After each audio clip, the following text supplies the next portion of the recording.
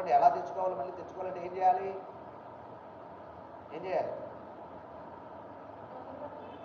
డబ్బులు కట్టాలి. మరి ఇంకేం కట్టాలి? వడ్డీ కూడా కట్టాలి. మాట్లాడండి, పర్వాలేదు. ఓకే, వడ్డీ కట్టాలి, డబ్బులు కట్టాలి, ఇవన్నీ కూడా కట్టాలి. కడితే ఆయన మన వస్తువు మనకి ఇస్తాడు. మనమట శత్రువుకు అమ్ముడుపోయామట, సాతానుకు అమ్ముడుపోయామట. యేసు ప్రభు వచ్చి నీవెలా నావెలా సాతానుకు కట్టేశాడని ఒక సాదృశ్య రూపకంగా చెప్తారు. మనల్ని తన బిడ్డలుగా చేసుకున్నాడు, తిరిగి కొనుక్కున్నాడు. రెండు విధాలుగా మనం ప్రభువారం అయితేమి. ఒకటి ఆయన పుట్టించడం ద్వారా మనం ప్రభువుకు సంబంధించిన వారము. రెండవది కలవరి శిలువలో మన కొరకు చనిపోయి వెల చెల్లించడం ద్వారా మనము ఆయన బిడ్డలమవుతున్నాము.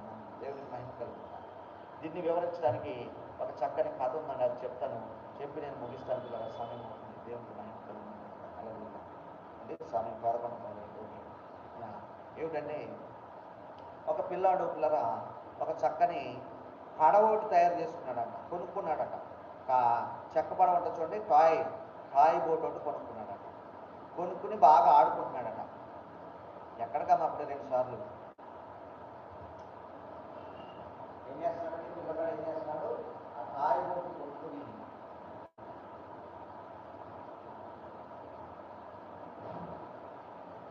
చక్కగా నీటిలో ఆడుకుంటున్నాడు. అంటే వాళ్ళ ఇంటి పక్కన కాలం ఉంటే ఆడుకుంటున్నాడు. ఆడుకుంటుంటే జరిగిందంటే ఒకరోజు రాత్రి గొప్ప వర్షాలు వచ్చి వరదలు వచ్చేసి ఈ కొనుక్కున్న పడవ కూడా కొట్టుకొని పోయిందంట. చిన్నదే కొనుక్కున్న పడవ కూడా కొట్టుకొని పోయిందంట.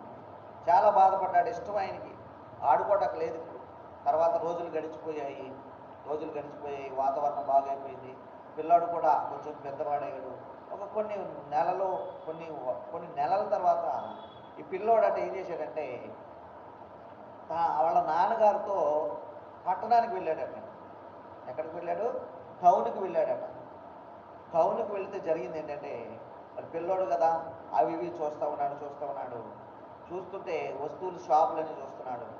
ఒక షాపులో అంటే పిల్లల ఆట వస్తువులు అమ్మే దగ్గర ఈయన పడవ లాంటిదే ఉందంట. ఏం చేసిందండి?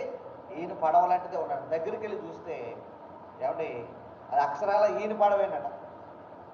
ఈయన బొమ్మ పడవే. అది ఇక్కడికి ఎలాగొచ్చింది? అది కొట్టుకొని పోయింది కదా, ఎక్కడో తేలింది. ఎవరో వచ్చి మరలా ఈ షాప్లో దాన్ని అమ్మేశారు.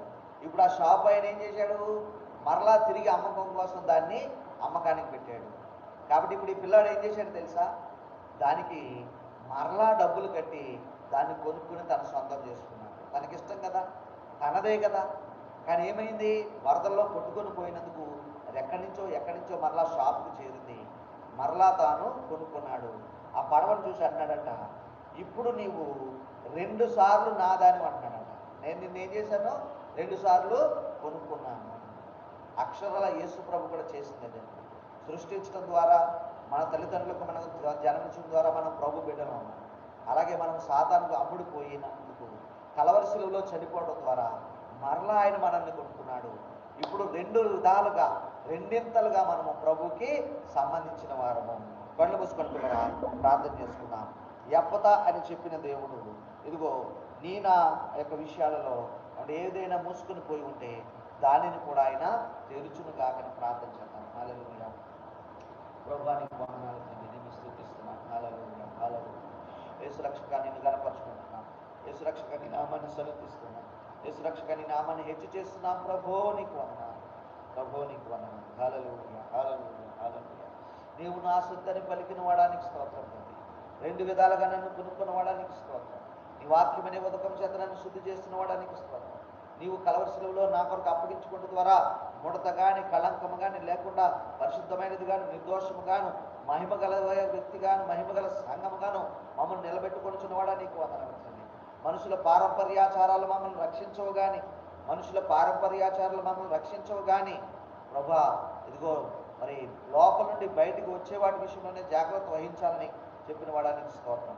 ఇదిగో నీకు ప్రకృతి మీద అధికారం ఉంది, నీకు దైవ శక్తుల మీద అధికారం ఉంది, నీకు రోగముల మీద అధికారం ఉంది, నీకు మరణం మీద అధికారం ఉంది. ఇదిగో నీకు ఆ యొక్క డాంబ పెర్సన్ ఆయన చెవుడు నత్తి గల వాని మీద నీకు అధికారం చూపించావు. ప్రభు నీకు వందనాలు. నిన్ను గణపరుచుకుంటూ ఉన్నాను. ఈ వాక్యం ద్వారా మనతో మాట్లాడేందుకు వందనాలు చూపిస్తాను. నిన్నే స్తుతించుకుంటాను. యేసు నామమున ప్రార్థన అడిగి పొందుకుని నామ తండ్రి.